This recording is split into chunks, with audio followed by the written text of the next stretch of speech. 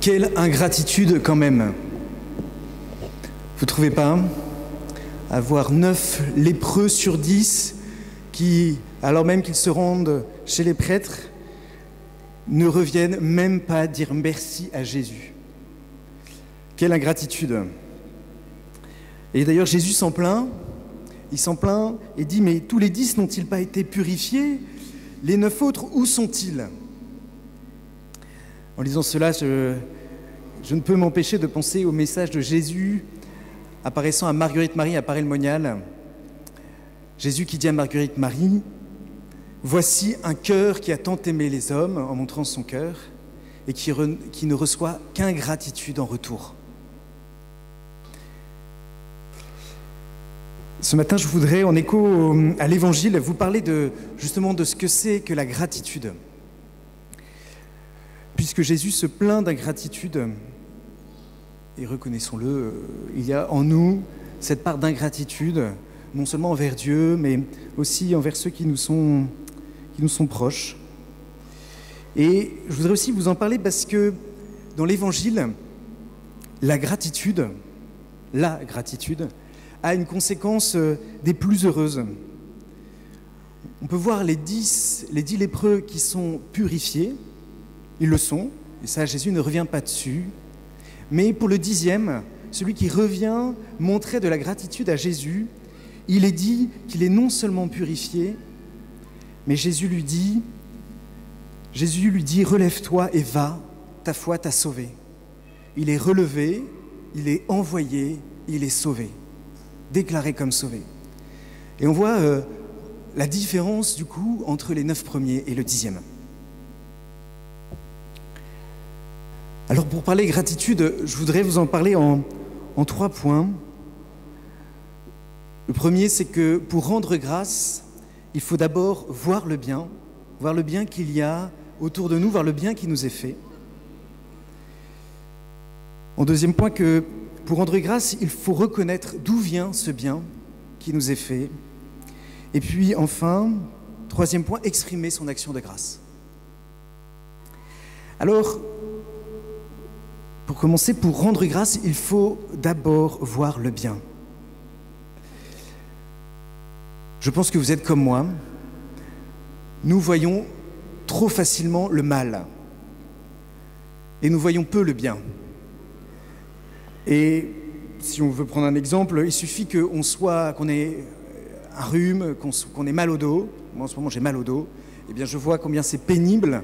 Et il ne me viendrait pas à l'esprit les autres jours où je n'ai pas mal au dos, de dire merci à mon corps, de dire merci à la vie, de me dire merci à Dieu parce que je n'ai pas mal au dos. Non, nous sommes toujours attirés par ce qui ne va pas et il est plus difficile de penser à ce qui va de soi.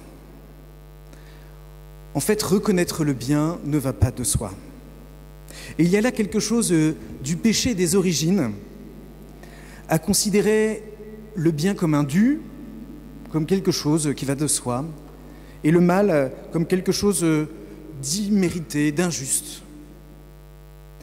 Et quand on voit le mal, immédiatement on aurait tendance à s'accuser soi-même, accuser les autres, ou accuser Dieu de ce qui ne va pas. Par contre, quand ça va bien, ou en tout cas que les choses vont comme à l'habitude, plus difficilement il nous vient à l'esprit de remercier pour ce qui va, pour simplement ce qui est beau, ce qui est bien, ce qui est bon autour de nous.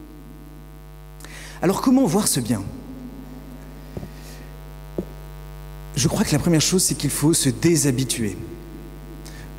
Charles Péguy, qui est ce grand auteur catholique du début XXe, dit avec ces mots terribles « Il y a quelque chose de pire que d'avoir l'âme perverse, c'est d'avoir l'âme habituée. » Et nous avons tous quelque chose de cette âme habituée.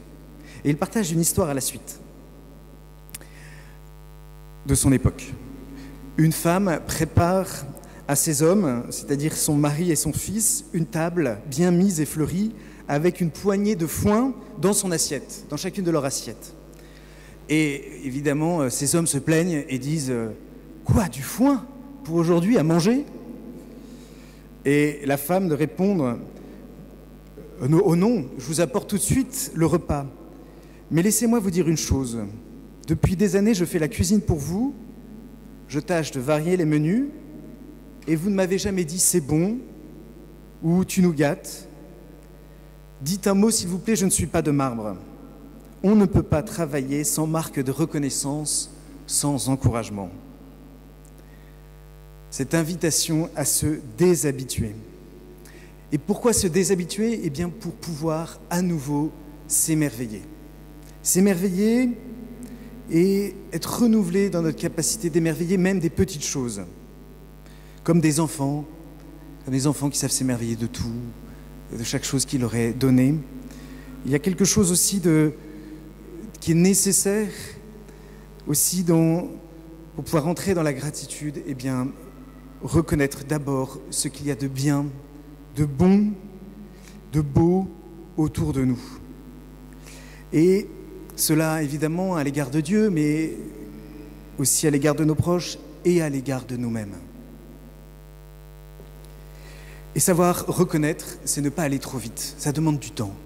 Du temps pour pouvoir, à un moment, s'arrêter et dire « Tiens, en fait, qu'il est bon d'être ici, qu'il est bon d'être avec telle personne, que la vie est bonne, que finalement, le temps qui m'est donné est bon, et jusqu'à la lumière du jour, l'air qu'on respire, la beauté d'un paysage, la colline de Fourvière, je ne sais, l'église Saint-Nizier. » Il y a tant de motifs d'action de grâce. Et c'est bien la première chose, pour rendre grâce, il faut d'abord voir le bien. La deuxième chose, c'est que pour rendre grâce, il faut reconnaître d'où vient le bien. Il ne s'agit pas de voir seulement le bien en lui-même, il faut remonter jusqu'à la personne qui est l'origine du bien. Il y a ainsi une image du curé d'Ars qui donnait à ses paroissiens, ces images du curé d'Ars qui sont souvent assez percutantes. Il disait à ses paroissiens, il les comparait quelquefois à des porcs. Alors moi je ne le fais pas, c'est le curé d'Ars. Quelquefois à des porcs qui mangent des glands. Et il disait, ben voilà, ces porcs, ils trouvent ça très bon. Mais par contre, ils ne lèvent jamais la tête pour voir l'arbre d'où viennent les glands. Comme c'est dommage. Évidemment, c'était une invitation à ne pas seulement regarder les bienfaits qui nous sont donnés, mais de voir d'où viennent ces bienfaits. De Dieu et des autres, de ce qui a été déposé en nous. Et dans l'Évangile, c'est cela.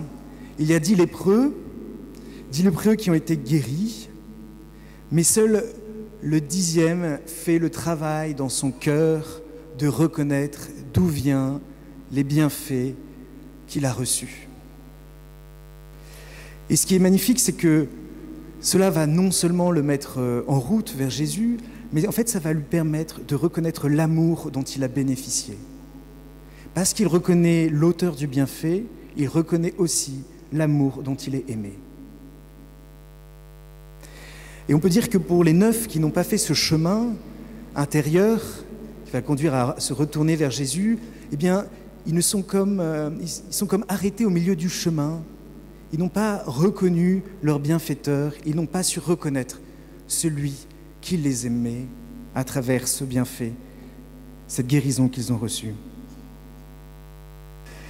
Et c'est bien cela, la gratitude nourrit en nous la relation, nourrit en nous eh bien, cette capacité à reconnaître l'amour de Dieu, l'amour des autres, dont nous sommes bénéficiaires, l'amour de nous-mêmes aussi, qui nous est légitimement dû. Appliqué à Dieu, on pourrait dire que, en une phrase ou une sentence, « Dis-moi quelle est ton action de grâce », je te dirai quelle est ta relation à Dieu. Dis-moi quelle est ton action de grâce du moment, je te dirai quelle couleur a en ce moment ta relation avec Jésus. Rendre grâce, c'est d'abord voir ce qui est bien. Rendre grâce, c'est reconnaître qui est l'auteur de ce bien qui nous est fait. Et troisièmement, c'est exprimer son action de grâce.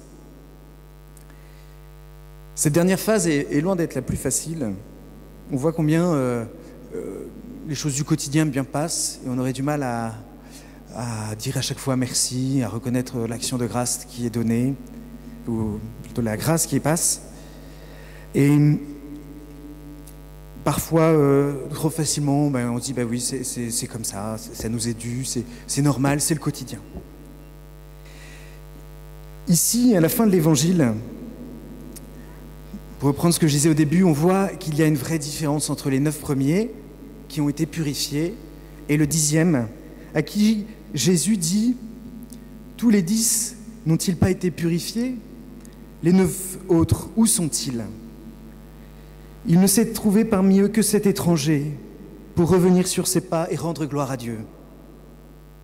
Jésus lui dit, à ce 10e, à cet étranger, ce Samaritain, « Relève-toi et va, ta foi t'a sauvé. » Il y a une vraie différence entre les 9 premiers et le 10e. Quelle est cette différence? La gratitude de ce 10e lépreux revenu vers Jésus a ouvert chez lui un chemin de résurrection, un chemin de salut. Relève-toi, c'est le même mot pour dire ressusciter. Il participe déjà de la résurrection du Christ. Va, il est envoyé, ta foi t'a sauvé, il goûte quelque chose du salut. Oui, la gratitude, par ce que Jésus fait à l'égard de ce 10e lépreux, la gratitude nous est montrée comme un moyen puissant pour entrer dans le salut, dans la vie du ressuscité que Dieu veut nous donner. Ce moyen pour ainsi, nous-mêmes, être dans cet juste rapport à Dieu.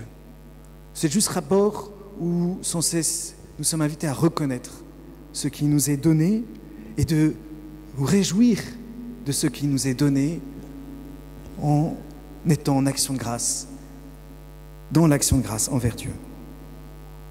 Alors je vous propose une petite mise en pratique pour cette semaine, vous voyez, pour que vous puissiez et nous puissions vivre de ces 3 points, reconnaître le bien qui nous est fait, reconnaître ce bien qui vient de Dieu, des autres, de nous-mêmes, reconnaître d'où vient ce bien et exprimer notre action de grâce. Petite mise en pratique, simplement, peut-être que vous l'avez déjà fait, mais c'est nommer 3 gratitudes dans votre journée, le soir, le matin. Nommer 3 gratitudes, 3 actions de grâce. 3 choses où vous pouvez dire, mais vraiment là, c'est des choses qui peuvent être si simples, mais qui permettent une juste disposition du cœur à l'égard de Dieu et de ceux qui nous entourent. Et puis, une deuxième mise en pratique, c'est essayer, pendant tous les jours qui viennent, d'adresser un remerciement à une personne qui vous est proche, de votre famille, vos collègues, personnes que vous croisez. Un merci chaque jour pour nourrir cette gratitude entre vous, et ça vaut pour tous les âges. Voilà. Et rappelez-vous en famille ou en couple pour pouvoir ainsi rentrer dans cette disposition du cœur. Et que le Seigneur nous fasse grandir dans la gratitude, que nous soyons davantage comme ce 10e lépreux, et que nous puissions entendre « Relève-toi et va, ta foi t'a sauvé ». Amen.